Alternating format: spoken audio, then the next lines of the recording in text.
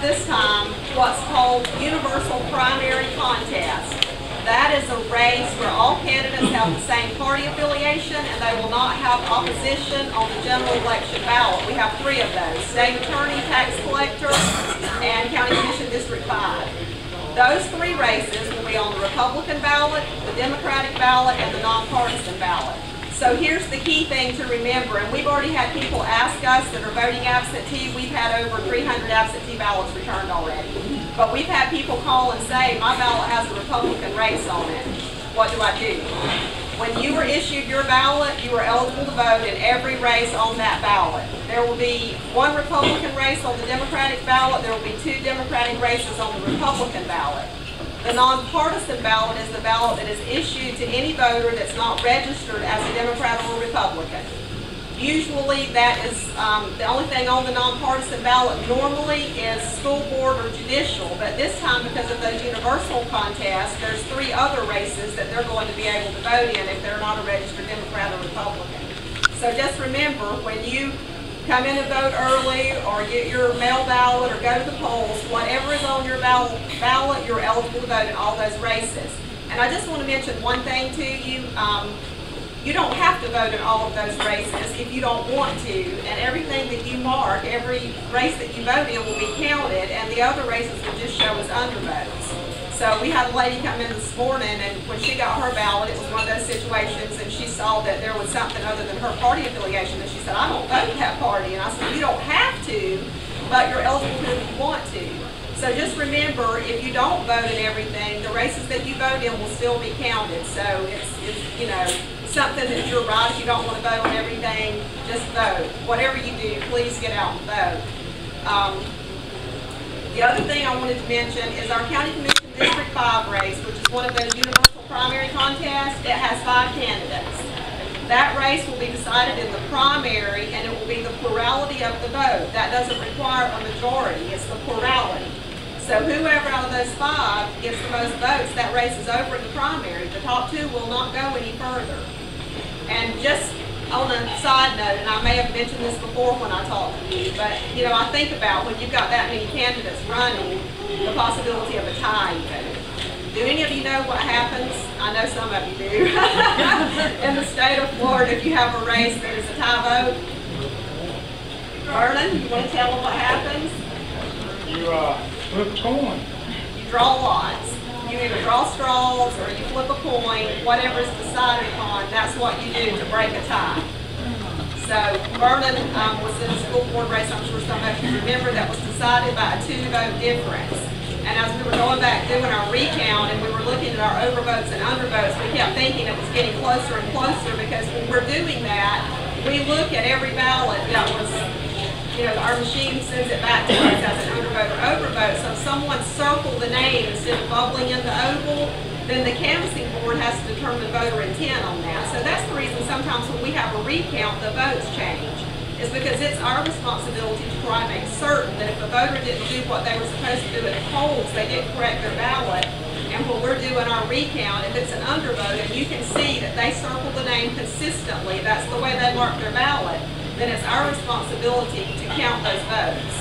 So that's the reason when we have a recount, sometimes you see a candidate, you know, gain a few votes in a recount. That's the reason, because we have to make a determination on any of those that were not properly marked. Nonpartisan is different than no party affiliation. We have candidates running this time with no party affiliation. They will not be on the ballot until the general election ballot. They did not have to change their party to run that way. They are still registered whenever they were registered, but they can just choose to run without party affiliation, and that helps them bypass the primary and go straight to the general. So in the general election this time, we will have 5 candidates in the clerk's race. There again, that could be a very close race. You know, it's important that everybody realize and get out and vote. You know, if there were to be a tie in that, it's the same thing. For that very important office, we would flip a coin to decide who wins. So your vote is really important. Every vote does count, and we want you all to be sure. It's so convenient anymore. You can vote early. We start early voting Saturday. We will be open 8 until 5:30, Saturday, August the 4th. Sunday, August the 5th, we are there from 10 a.m. until 4 p.m. And then Monday through Saturday of next week, we'll be there 8 until 5:30. We have reserved parking behind the courthouse. You can just come to the back, come in our back door, vote, and be on your way. If you don't want to do that, you have until August the 8th to call and request that we mail you a mail ballot. After that, you can't request it to be mailed. You can still come in, but that's the last day that we're allowed to mail one. Y'all have any questions? What are the requirements for identification of voters? Driver's license is the best identification you can bring. There's the forms of ID, I think, are listed on the sample ballot.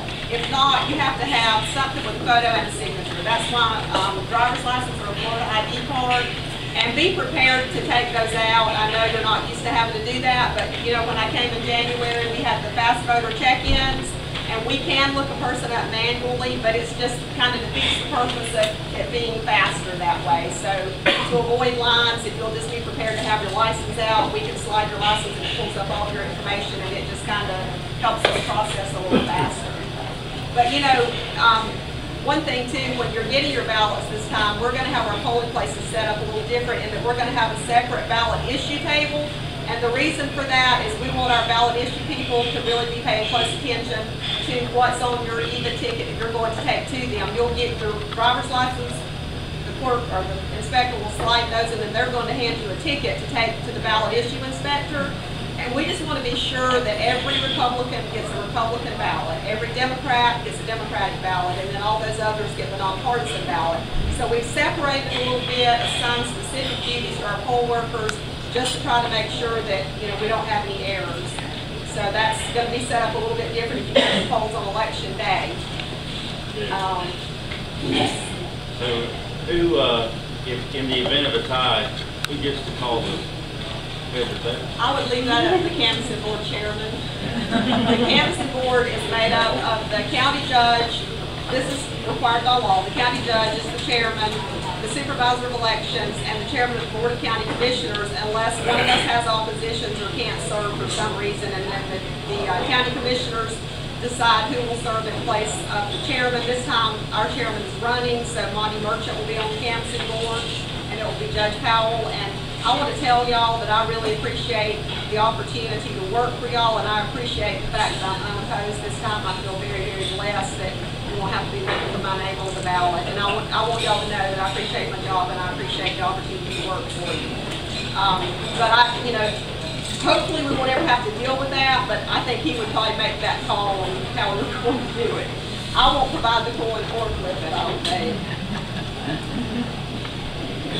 I want to give you the latest on our voter registration breakout. The books closed on July the 16th, and at book closing date, we now have 3,920 Republicans, 6,368 Democrats, and we have 1,076 people that are registered with some other party affiliation or no party affiliation.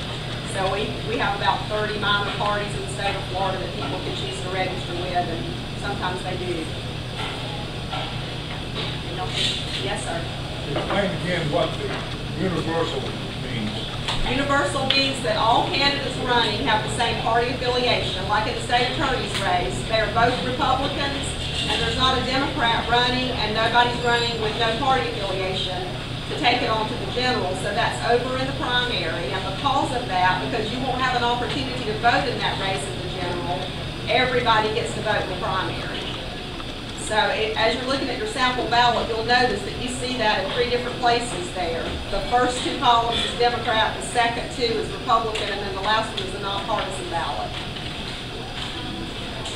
Explain how the clerk of court is going to work. Now, these 3 people on this one. Yes, sir. And we won't vote. You'll vote. The Democrats will get to vote for one of those. And the person that wins out of those 3 will be the Democratic candidate on the general election ballot. So there'll be a Republican, a Democrat, and then we have 3 candidates that are running with no party affiliation. We have a candidate for sheriff with no party affiliation that will also be on the general.